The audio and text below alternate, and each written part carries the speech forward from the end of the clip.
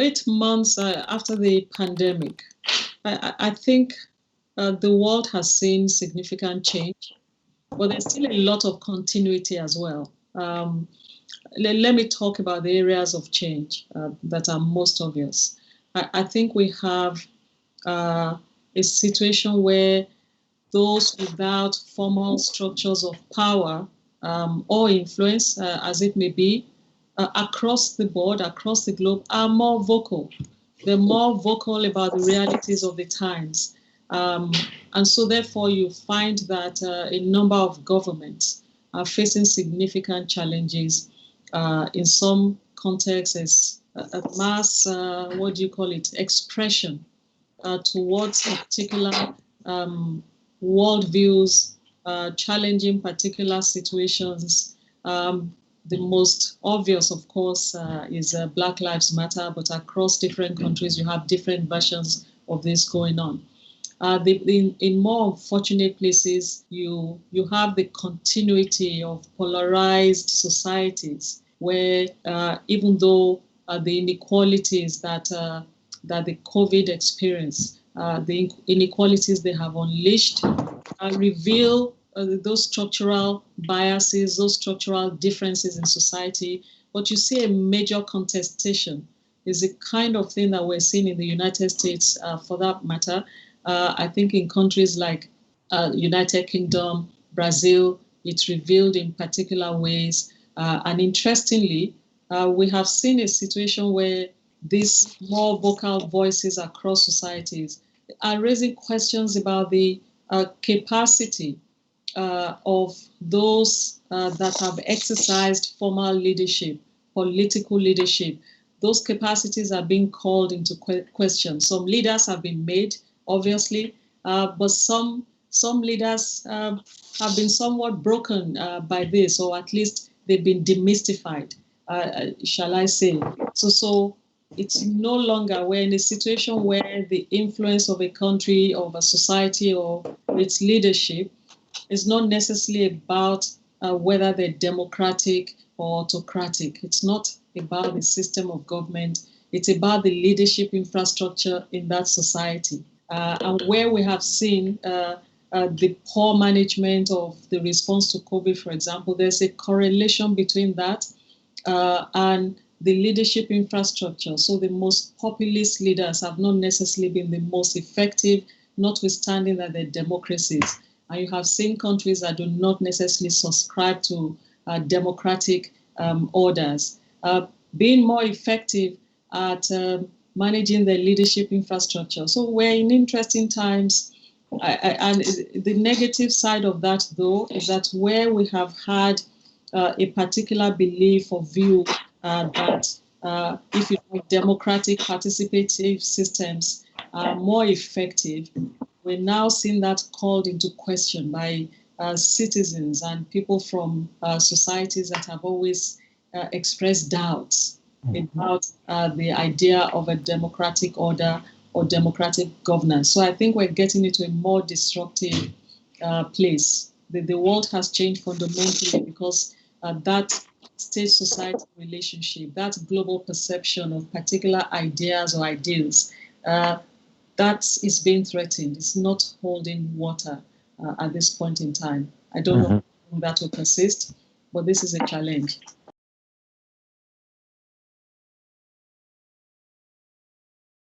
No, I would think that both are correct, and I'm not trying to duck the question. Both are correct because you saw snippets, you saw the trends. They seemed like they were a possibility, even in the way, I belong, I'm part of an academic community. Some of us were seeing how technology was changing things. For example, how we would study more online in due course. In my institution, we already started moving to some programs were fully online, a very tiny number. But the notion that you'd have students out of campus just really studying in this format, in the way you and I are communicating, was not one that many people accepted or believed. So, and in politics, on the questions of inequality in society, on the questions of inequality, all those things were there. But they were, simmering in particular ways. They were not threatening. what COVID has done is to really alter the nature and the speed with which those things are happening. And that's why I say both are true. The dynamics have changed, have been altered rapidly by COVID, but it has, if you like, catapulted what existed and might have been in the background for the next decade or so. It has brought it to the fore, to the front line of all these areas. And I think that's what is so fundamentally, challenging. Well, without a question, and the place in which we're going to feel this the most will be at the United Nations, in the UN Security Council, for example. Look at how little movement there has been this year, in the year of COVID, in the UN Security Council, simply because the two greatest powers at this point in time, the United States and China, cannot seem to agree on that. And because COVID itself has been at the heart of the contestation between them. And of course, you could argue that one is a rising power and the other one is a declining power. And that has, in different ways, really heightened that kind of contestation because of the, you can call it denialism or resistance to the idea that China is on the rise. Whatever it is, we have a global leadership infrastructure. And I call that, leadership infrastructure deliberately because of the systems that are at play, whether we're talking about economics or politics. But certainly as far as politics is concerned, to have a deadlocked UN Security Council because of COVID, but we know it's not only because of COVID, signals another time in which we're returning to a period in which we cannot see decisive, processes. Decisions will not be made quickly, might not even be made at all at the level of the UN Security Council. And interestingly, this time around, there is no glaring indication that it is East versus West. No. On different issues and different scenarios, depending on who's leading the United States in particular, for example, you'd see actually there will be movement on one side or the other, because China is a very active player in different regions of the world, whether we're talking about Europe or we're talking about Africa or Asia or Latin America. And so its global presence is being felt, its potential disruptiveness, even if we're not talking in terms of a security theater in the old way, but economically. And if it's going to be dominant in many parts of the world, and we cannot find a cohesion in the way that the global institution, at least as far as the political decision-making is concerned, that sounds like a new era of competition and serious contestation. Whether you call it Cold War or not is a different thing. But I wouldn't call it a Cold War in the way that we had it before, because we're not seeing the military. It's not about military might only, and it's not expressing itself in terms of destructive arsenal, military arsenal. But nonetheless, in that polarized, in the kind of polarization that we have across certain societies, this is going to really complicate things. And I think there has to be a measure of cooperation across the board that allows a global system to work better. As far as the politics is concerned, the disruption economically, though, is a different thing altogether. And that economic contestation, what I mean by that is that if there's now a leaning towards the idea that the democratic norms or patterns of governance is being demystified in the US, then are we saying that the notion of developmental states and a particular way of approaching economics is also going to be challenged? And I think we haven't given much thought to that. What will 54 African countries think about an economic ideology that was already contested before, and many arguing that this is neoliberalism of a particular kind that does not work for developing nations, and those arguments were on the periphery of things? What will it look like if actually the very order that tries to keep things in the balance. Well, at least supposedly, does not even work.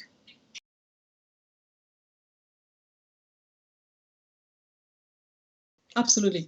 So there are two kinds of things that are emerging. They have not bubbled over in that sense. We've accepted the notion that there are many societies. There are quite a number of societies where you see that polarization. All right. The most obvious, of course, is United States. You can take Brazil and take other places. You can even take the United Kingdom if you look at the ways in which we have responded to Brexit, which is what started this period, that kind of polarization. But it's less noticed in other places because there's so many competing issues at the same time.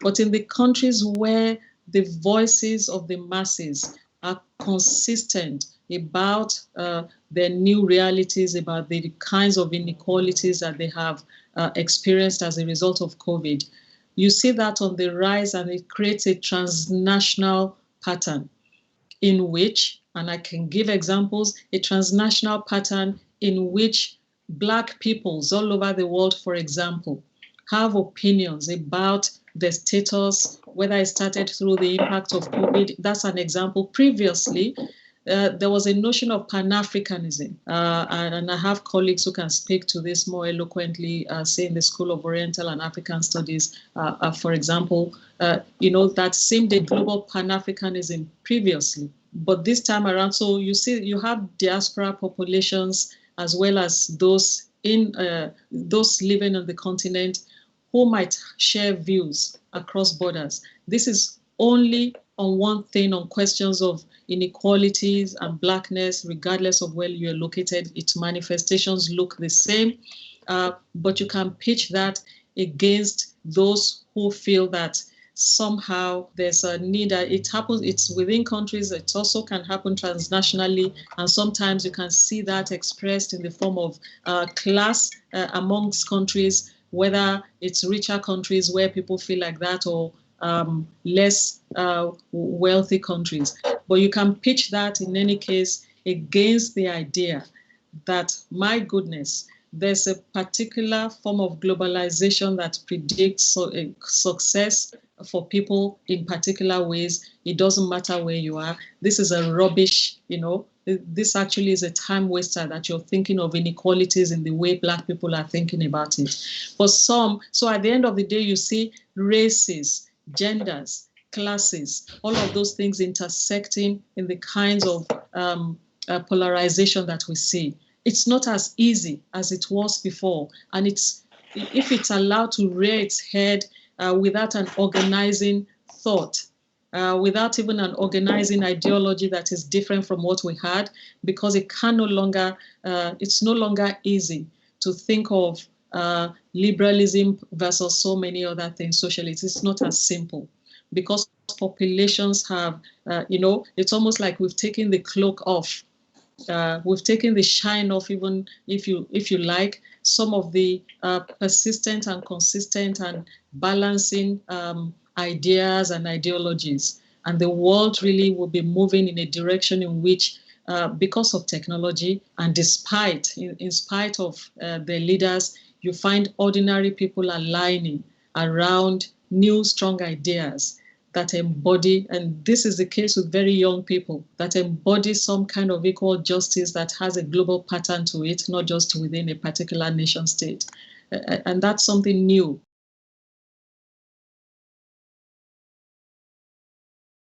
That is interesting, because there's no certainty about any aspect of this, but what one can read between the lines for sure is that as the longer COVID or its impact continues, and the longer these discourses and actually this mass voice is allowed to persist in that way, you would have internal conversations in countries, and you would have transnational conversations. And that's what I was talking about earlier.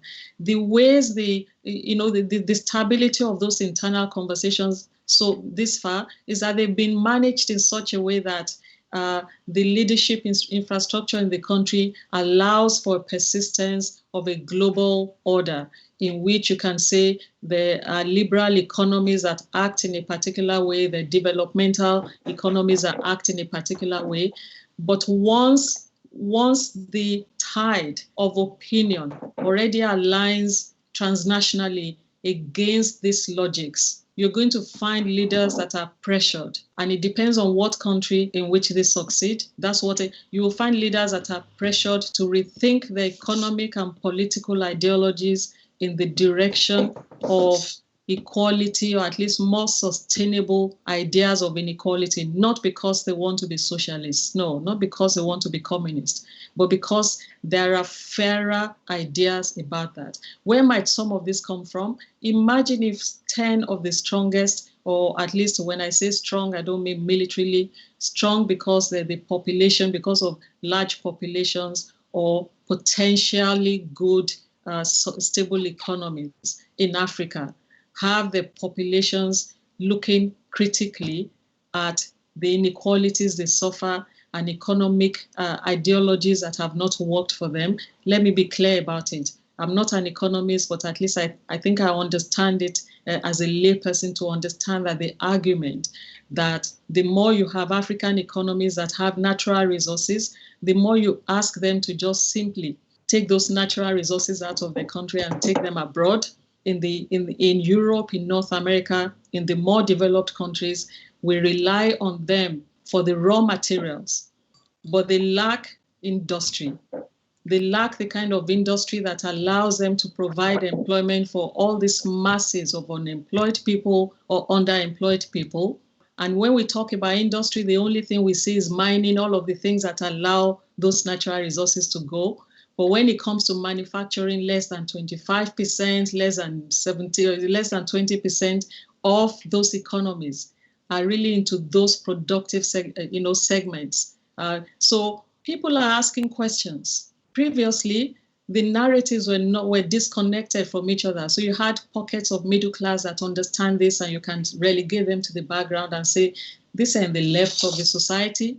But when you have ordinary people that are beginning to link with those narratives, and different forms of inequalities are suffered in different ways, but you begin to connect them, the more governments are pressured because they no longer have aid from Europe in the way that they had it, or aid from North America in the way that they had it, or they have too much debt.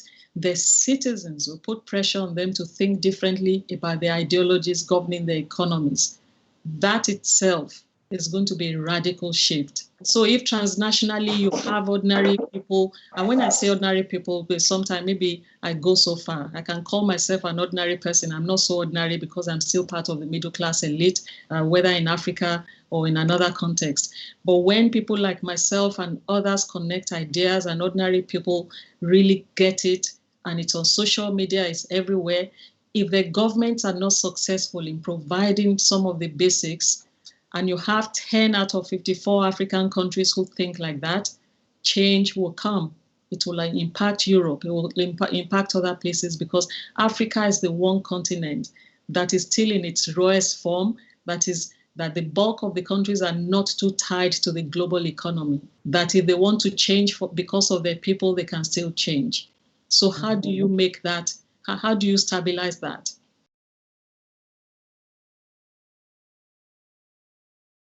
This is in my mind as I think of scenarios in terms of those collaborations. Whilst the most powerful states in the world fight it out, some of those changes might be occurring. And just to give you an example of, if the United States stays in that divided mode and it cannot cooperate with China, China is very present in a place on the continent of Africa, whether for good or bad, and there's a major debate around that, which we don't have to get into here. Whilst that is going on, and whilst European countries and other wealthy nations in the West might not be able to give the same kind of aid, development aid will change, and it has to change post-COVID, really. Whilst that is happening, and if those pressures are affecting those countries, it might take a vast majority of, middle powers, if you like, or smaller powers, depending on who you count. But you see actually the friendlier global citizens that really are on the side of equal justice, or at least social justice, and so on, whether in the Scandinavia, in parts of Western Europe, or your Canadas, in different parts of the world, if that aligns with Southern voices that really want this change to happen because of the pressures they're feeling, not because elite, power doesn't give in easily. And so no governing elite just wants to give in, and, you don't change ideology overnight. No. But because if the pressure is such that that is what is needed for the survival of the state and the connection of trust between leaders and society, what you need is a belt of countries across all regions that advocate for this, and they're systematic in that collaboration, not because there will be fundamental changes in the idea of cooperation, but the nature of the cooperation, which also must have trade embedded in it for it to work. That begins to change the dial, because there will be a debate for the first time. And actually that debate about the terms on which we live together as a global community, the ways in which we trade together, and the ways in which we respond to each other's problems, albeit economically or socially, whatever it is, that begins to change. And I think we will need about a decade of debate about alternatives. Without alternatives, without a debate about alternatives and a testing of those things, I don't think we can live in the same world in which all of these upheavals will continue to occur without real change. Look at the way we build peace. We use the same mechanisms to build peace all the time, and then we go back to the same places to make peace over and over again, because we have only one template on the table. It cannot be.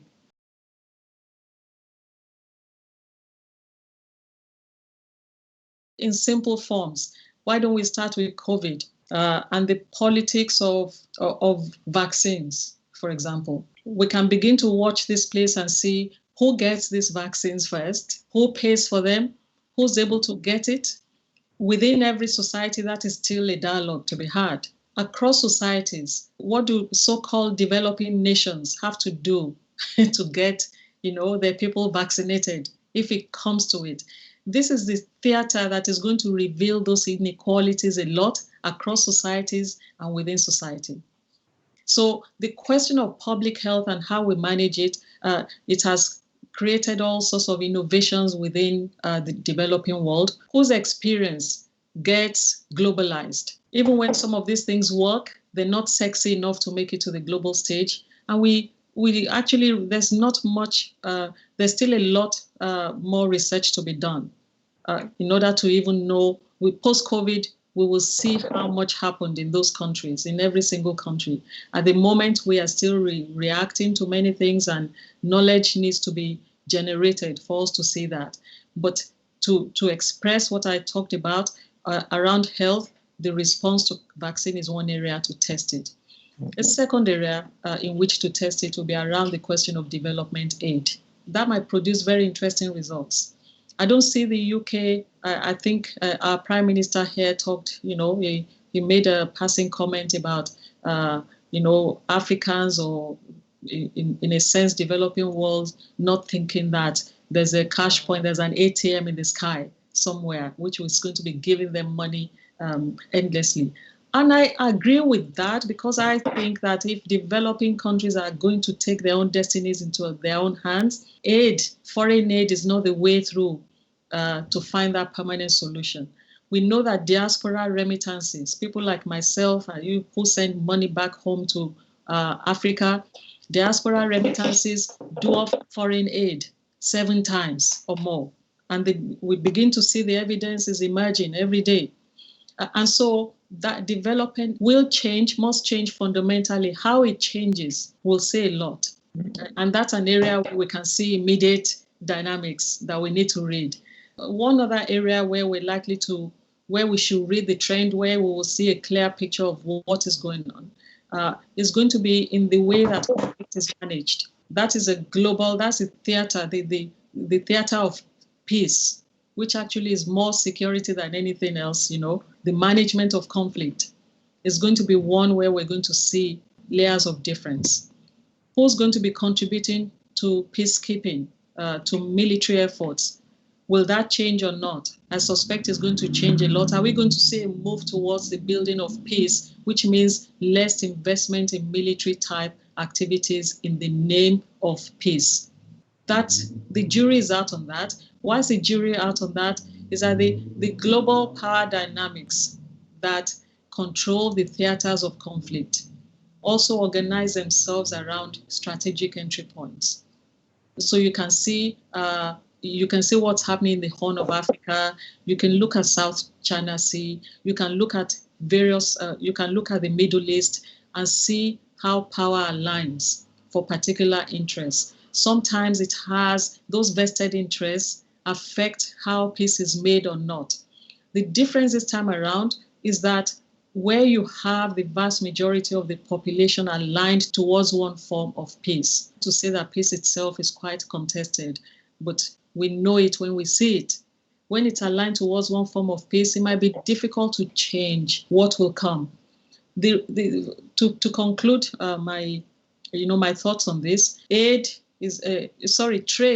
is perhaps the trickiest element of it, because there's also a global power alignment around how trade ought to take place. But I think if you take blocks of countries, the most obvious block these days, the 50-something African countries. So whether you call it African continental and free trade area, it will look a particular way based on how 3 or 4 economies actually perform in the end, or how they dominate that space or not. And it might tell a different story. But whether it's aligned to a global trade pattern in a consistent way, the jury is going to be out on that, even if we don't see any movement in the next 5 years. It's not sustainable that a particular group of states are the recipients of a particular kind of idea that does not benefit the majority of the people. And so a global elite system exists, and African leaders are part of that global elite system.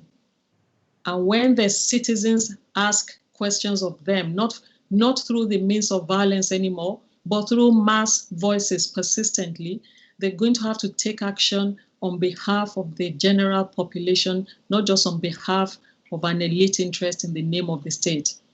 So those are some of the ideas that are emerging. So these are some of the areas where I think we're going to have contestation in the end, but the patterns in which they will take will become apparent across all those areas.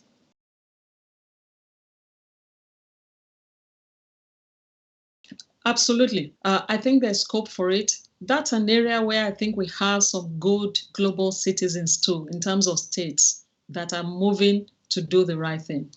But when you look at African countries, I lean towards my examples from Africa because I use the places that I'm more familiar with. When you look at developing nations that might be foot dragging or become accusatory about the nature of the deal between, richer states and poorer states, the real actions we will see in the end. And I worry actually for countries in the Pacific and some countries in West Africa, bordering the Atlantic Ocean, the oceans across the board, because that change is becoming more and more rapid. And it should not be a matter of the, smaller, less wealthy countries cooperating and banding together. But I think the sheer weight, and I hope it will not be too late, because when you see the movements even now, even today, across borders, because of those who are trying to relocate from climate challenges, it's already telling. But when it tells the most is when you begin to have real impact on populations that might be affecting productivity, and the productivity that serves the whole world in terms of raw materials are going to be felt more than anything else. Again, there will be patterns to it, whether or not what we've seen with COP21 and the ways in which states bolt out of it. I use the United States as an example now. Is the thing that will work would depend on whether we have champions who would use their power effectively or use their influence effectively across the board. If they don't, we're likely going to see the natural reactions to the to the changing climate around us, whether it's in the West, or whether it's in the Midwest of America, or whether it's in parts of the Pacific, whether it's in parts of Africa, those real life reactions might begin to generate the kind of cooperation that would mean that states will keep to the promises that they have made. We have some really responsible states in Europe and in parts of North America, I would say, but we have some states that are not responsible enough. And we also need to ask of the biggest states in the world, China, to take particular leadership around some of this. Well, those are the tendencies that might converge or not, that in real life we're seeing people's lives change, but the people who would be the most productive people, the moment those places change, it will have serious impact.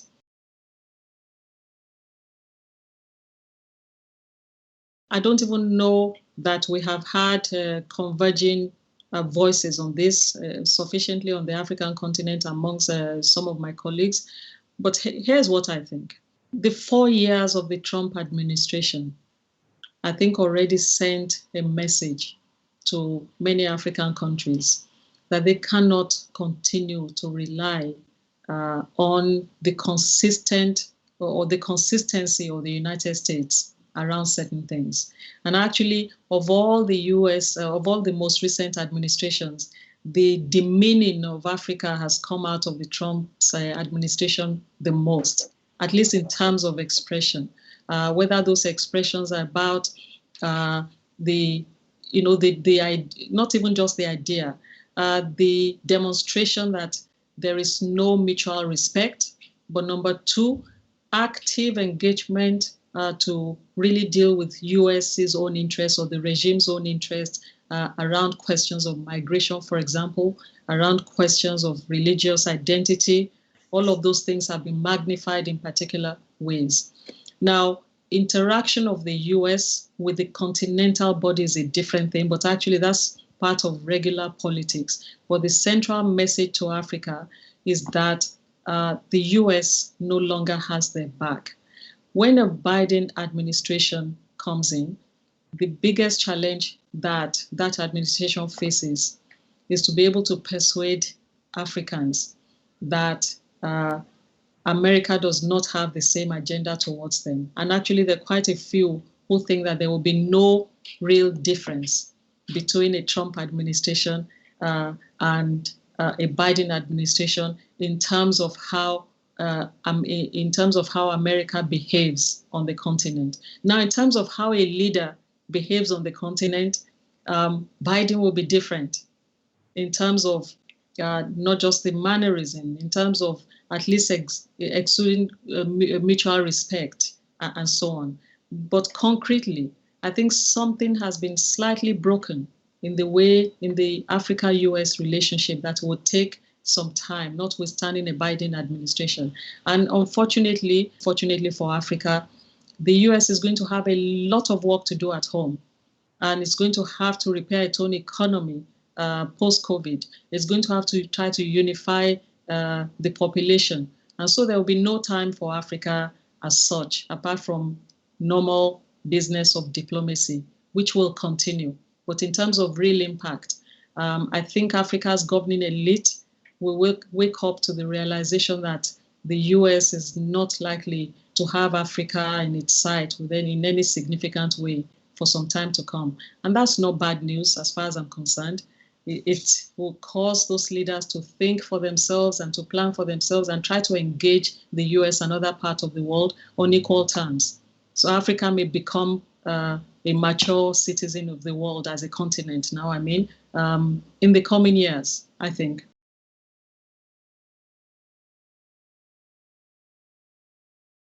That's very interesting. The state of the world for tomorrow and the day after is such that in the day after for me, say 10 years from now, we will see a new paradigm. There's a journey to get to that new paradigm. There will be a new paradigm that really steps down the overbearing power dynamics of, wealthier nations, but particular global powers.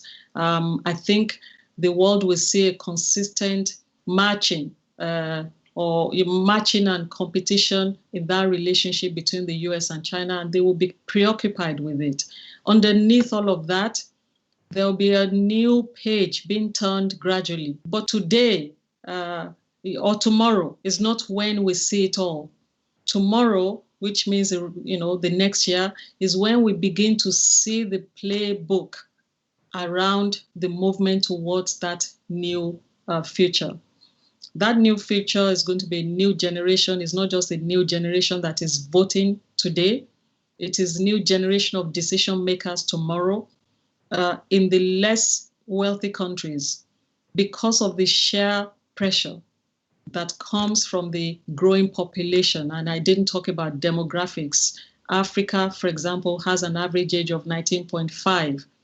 More than 65% of the continent is under the age of 35. It's a brand new world in 10 years. Many of those leaders will not even be alive to see, day after tomorrow. But tomorrow, for now, we're going to see those things play out with society responding, hopefully not violently, but in terms of mass expression of their voices on questions of vaccine, on questions of the economy and whether it's working for them or not, on questions of dependency and debt. All those things will happen because of the pressures that have, come out this year. COVID has affected and impacted everything. And I think some of the impact will be permanent, but it will play out on the issues and questions that are affecting people's lives and living in the most immediate way. And it will be health and it will be economy, I believe.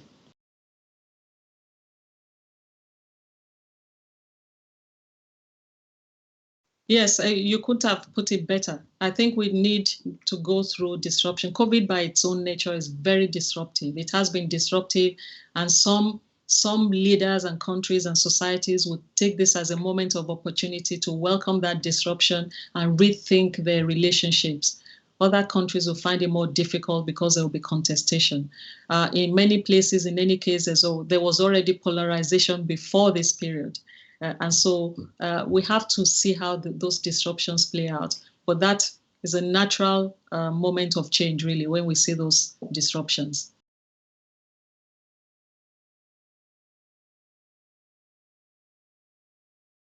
I would say that when we think back to this moment of coronavirus, we're going to think solidly about the three points of convergence, or the confluence of factors that move the world in a particular direction.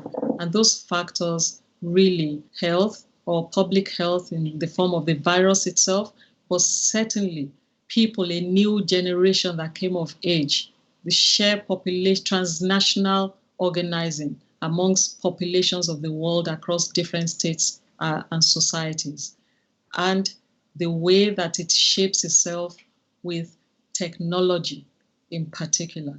And those things are so powerful. They will create conflict, but they will also create cooperation. They'll create conflict, especially those conflicts around today's ideals and agendas, and so on, and a new emerging way of business. But they will also create cooperation amongst a new generation of actors. And that cooperation amongst the new generation of actors is where I think this ends up into a new kind of paradigm across the board. Health collaboration, education, even, I would say, security. And we will therefore find a world defining what peace and cooperation looks like for itself. But I do not see that it's going to end us in a bad place globally. I think it's just going to be a realigning of new actors and new spaces.